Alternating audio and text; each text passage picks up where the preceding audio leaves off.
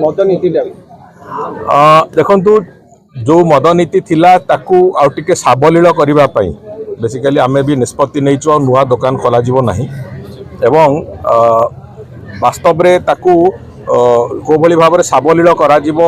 गोटे किछि कॉम्प्लिकेशंस थिला ताकू केमती सुंदर भाव रे एड्रेस करा जीवो से दिगरे गोटे प्रचेष्टा होची एवं आमर जो प्रमुख लक्ष्य अछि जे चोरा मद विक्रय बंद करिबा पई चोरा मद विक्रय बंद करिबा आम पई सबुठु बड़ चैलेंज अछि एवं सेही आधार रे अनेक गुड़िए परिवर्तन भी करा जाउची एवं आहुरी आमूलचूल परिवर्तन आसंता वर्ष जेते एटा तो गोटे इंटरिम पीरियड पई आसुची 8 मास पई मात्र 7 मास पई तेणुकरी आउ आसंता वर्ष जेते बेले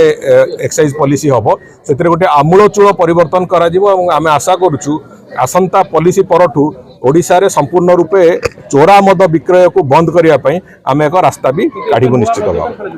नुआ मद दुकान खोला जीवो नै।